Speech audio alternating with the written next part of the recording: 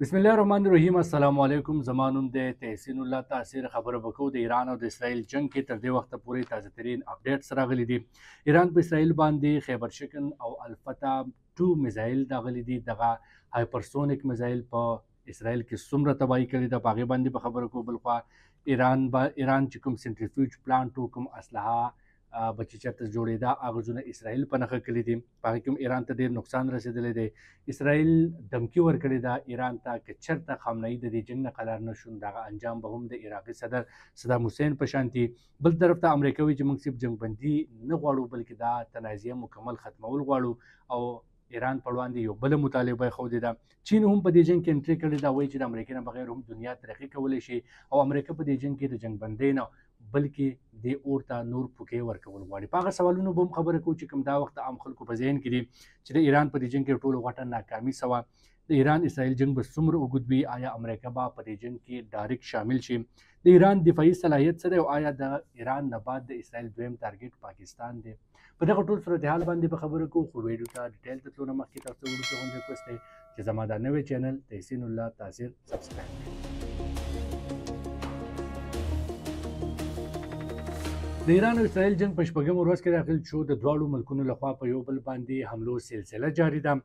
ایران په اسرائیل باندې خیبر شکن او الفتا 2 میزایل حملې کړي دي. دا هایپرسونیک میزایل دي. د دې سپیډ د اواز د سپیډ نه هم تقریبا 15 ګنا زیات دی، یعنی په یو سیکنډ کې 4 کیلومتر فاصله هغه طی کولی شي او د ایران نه اسرائیل ته دغه میزایل تقریبا 400 سیکنډ ورته لګي چې اسرائیل ته ورسیږي.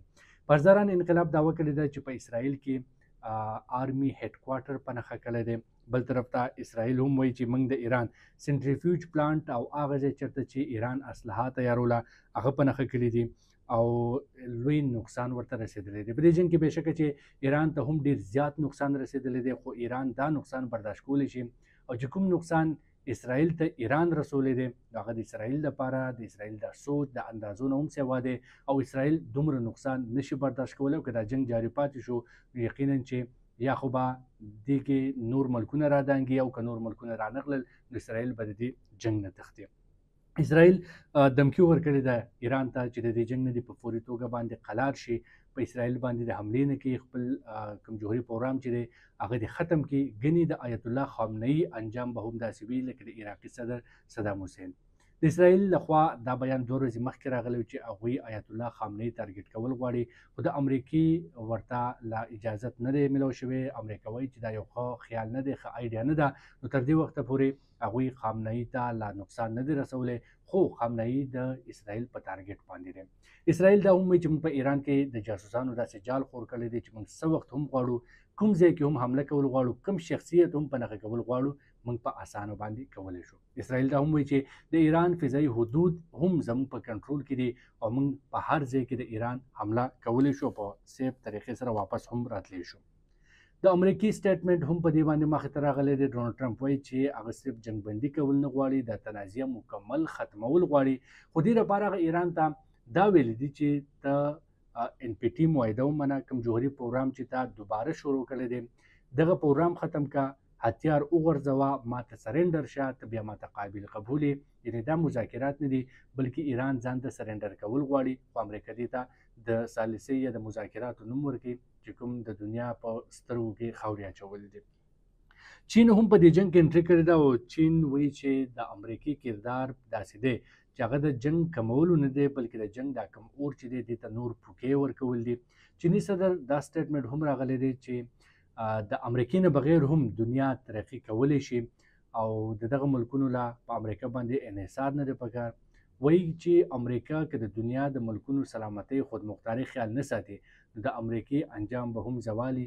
هغه طاقتونه، هغه سلطنتونه چې ځان به لازوال حسابول، تصور هم نشو کولی چې دا به هم وغورځېږي، نن د هغوی نوم نشان هم نشته دی. دا د چین امریکې ته یو دمکي ده. اوس به راځو هغه سوالونو طرف ته چې د ایران په دې جنګ کې غټه ناکامي سوه. که په شروع کې موږ وګورو ټول نه اولنۍ کاروي چې اسرائیل وکړه نو هغې کې ایران ته ډېر زیات نقصان رسېدلی و، ځکه چې اهم جوهري پلانټس باندې کاروي شوه، هغې ته خو هغه شان نقصان ونه رسېد کوم چې اسرائیل رسول غواړو، خو بیا هم هغه زونه ټارګټ شو. د ایران اټمي ساینسدانان په نښه شو، د ایران عسکري قیادت چې دی هغه په نښه باندې شو. د دې وجه دا ده چې په ایران کې د اسرائیل د جاسوسانو یو ډېر اهم او غټ نیټورک دی او اسرائیل سره پوره ډیټا موجود ده د ایران د یو ځای د یو شخصیت متعلق، او چې څه وخت هم غواړي نو هر ځای هر تن ټارګېټ کولی شي. او دا د ایران غټه ناکامي ده چې په پاسداران انقلاب کې دننه هم د اسرائیل جاسوسان دي. ایران د دې نه بعد راویښ شو، کار یې شروع کړ، جاسوسان نیول شروع کړه او په دې کې تقریبا هغه جاسوسان او یا پورې جاسوسان نیول د هغوی تعلق د انډیا سره دی. دلته تاسو ګورئ چې ایران د پاکستان په مقابله کې ښه تعلق د انډیا سره ساته او انډیا دغه موقع د اسرائیل لپاره استعمال کړه.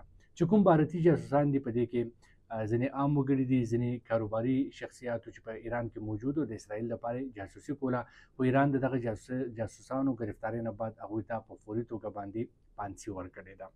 دویم سوال دا دی چې ایران اسرائیل جنگ به څو مودې پورې چلیږي؟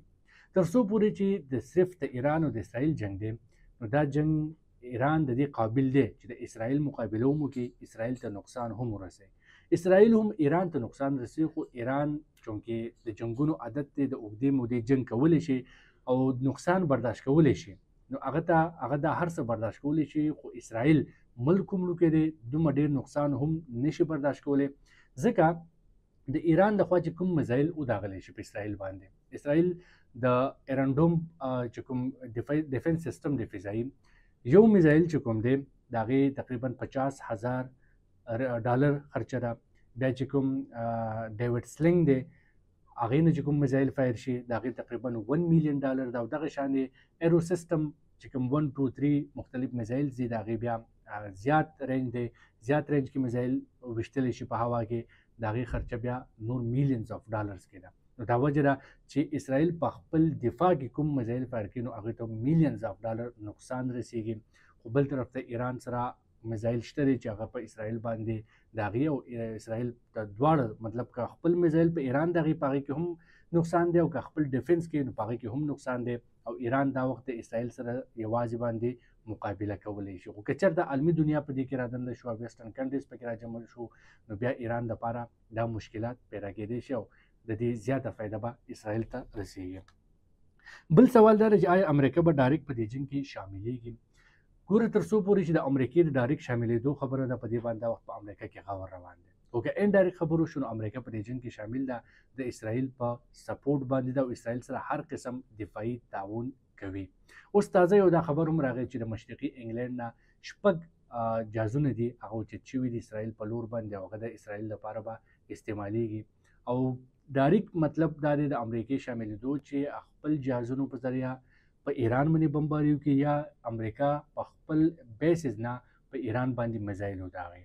نو که چېرته امریکا په دې جنګ کې شامل شوه ایران دپاره خطره پیدا کېدی شي. خو بل طرف ته به چین هم د ایران په حمایت کې په دې جنګ کې رادانګي او بیا خدای مکه دغه جنګ دریم جنګ عظیم طرف ته هم تلی شي.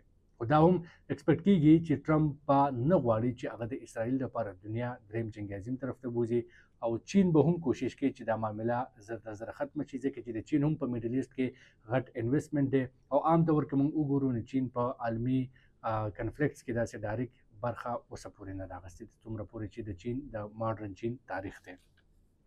ایران دفاعي صلاحیت څومره دی؟ د ایران دفاعي صلاحیت که خبره وکړو چې ایران باندې عالمي پابندیانې دي، د ایران سره جدید جنگي تیاری نشته دی، جدید وسله ورسره نشته دی، خو بیا هم ایران د چین او د روس د ډرون او د میزایل کوم ټکنالوژي چې دا ریورس انجینیرینګ په ذریعه باندې په مقامي سطح باندې داسې میزایل او داسې ډرون تیار کړي دي چې ایران د اسرائیل حده پورې جنګ کولی شي او اوږد جنګ کولی شي. یو اندازې مطابق دا وخت د ایران سره 4000 خوشه میزایل پراته دي، د میډیم رینج لانګ رینج میزایل دي. په دې کې څنګه تاسو ته وایي الفتا 1 الفتا 2 خیبر شکن د هغه میزایل دي چې د دې رینج د 1500 نه 2500 کیلومتر پورې د هایپرسونیک میزایل هم د ایران سره شته دي. نو دومره حده پورې د ایران صلاحیت شته دی. خو تر څو پورې چې د ایرفورس خبرې شي نو هغه د ایران سره نشته دی یا هغه شانتي مضبوط نشته دی. آیا د اسرائیل د ایران نه بعد ټارګټ پاکستان دی؟ دا یو ډېر اهم سوال دی او دا مختلف حلقو لخوا کېږي. ما په سوشل میډیا هم په دې باندې یو بحث روان دی. د اسرائیل ټارګټ پاکستان اوس نه دی، دا د 1995 نه دی چې کله پاکستان اټم بم جوړ کړی او بلکې هم تجربه یې نه وه کړې نو اسرائیل په هغه وخت کې هم د انډیا سره په شریکه باندې د پاکستان اټمي هتیار ته نقصان رسولو کوشش کړی وو خو ناکامه شوی و. پاکستان دغه اپریشن ناکامه کړی و. که ستاسو یاد وي دې ته بلیک کوبرا اپریشن وایي کوم چې میجر امیر په دې کې یو ډېر اهم کردار ادا کړی و. بیا په 2003 کې د نتنیاهو کوم چې موجوده وزیر اعظم دی د اسرائیل دغه سټیټمنټ راغلی چې موږ دپاره خطره ایران هم دی او پاکستان هم دی او د ایران نه بعد به موږ پاکستان په نښه کوو او دغه بیان په بنیاد باندې اوس دا خبره کېږي چې د ایران نه بعد به اسرائیل پاکستان ټارګټ کوي. اسرائیل په هر موقع باندې دا کوشش کړل. ایون ریسنټلی د ایران د بھارت او د پاکستان چې کوم جګړه شوې وه دا هم د اسرائیل یو کوشش و او د پاکستان دا اندازه لګولو چې دفاعي لحاظ سره څومره مضبوط دی. پاکستان باندې بھارت اټیک وکړو، پاکستان د هغې مؤثره جواب ورکړو او دا یې ورته وښوده چې زه د ستا د سوچ سره اندازونه هم مضبوط یم او د هغې نه بعد چې کله انډیا ته هغه مؤثره خوله ماتې جواب میلو شو نو بیا د انډیا دوست ملکونو راودانګل په دې منځ کې یو جنګبندي وکړه او اسرائیل ته دا اسسمنټ دا اندازه وشوه چې دا وخت پاکستان صحیح ټایم نه دی چې حمله پرې وکړی شي. آیا ایران واقعي اټمي هتیار تیارول؟ که دا خبرې وکړی شي نو په دې کې ایران واقعي چې اټمي هتیار تیارول خو بیا په 2003 کې د ان پی ټي معاهده وشوه د اهم طاقتور ملکونو د ایران سره. په هغې کې ایران سره په دې معاهده کې دا خبره وه چې ایران نه به علمي پابندیانې ختمیږي او ایران به دغه جوهري پروګرام خپل ختموي.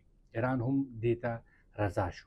خو د دې نه بعد بیا خاص کر په 2011 12 کې په ایران باندې یو ځل بیا دا خبرې شروع شو چې ایران خپل یورینیم انریچمنټ سیوا کړی دی، اټمي هتیار ته طرف په لور باندې روان دی.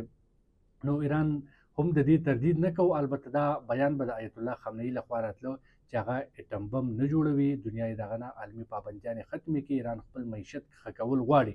خو بیا هم د دغه ملکونو په ایران باندې دا تنقید کېده او ایران چې کوم یورینیم انریچمنټ کړی دا 60% دی، 20% پورې اجازت وي. ایران ته 3.6 پورې اجازت ورکړی شوی خو ایران 60% پورې رسول دی او 60 نه سیوا بیا 90% داسې دی چې هغه بالکل پراپر یورینیم وي د اټم بم دپاره. نو ایران تقریبا هغې ته نږدې شوی د 60 نه 70 یا 80 90 پورې تللي چې کوم دي هغه بیا د یو څو میاشتو د یو څو کلونو کار دی. یعنې ډېر کم ټایم اخلي چې دغه ځای ته بیا یو ملک یورینیم انریچمنټ ته ورسېږي. نو ایران خو په ظاهره باندې دا وایي چې موږ اټم بم نه جوړوو خو چې دا یورینیم انریچمنټ دغه لیول ته وکتلی شي نو ایران واقعي چې اټم بم جوړو. ستاسو په خیال باندې آیا ایران له اټم بم جوړول پکار و که نه؟ ځکه په دنیا کې که موږ وګورو نو د هغه ملکونو عزت کېږي چې کوم دفاعي لحاظ سره مضبوطي، کوم طاقتوري، کوم خپل جواب کولی شي. خو چې کوم کمزوري ملکونه دي نو هغوی نه پوره امن پاتې کېږي او نه دنیا د هغوی عزت کوي بلکې هر وخت پرې یلغار کوي. په دې باندې ستاسو څه رایه ده؟ زه غواړم چې په کمنټس کې تاسو خپل رایې زما سره شریکه کړئ.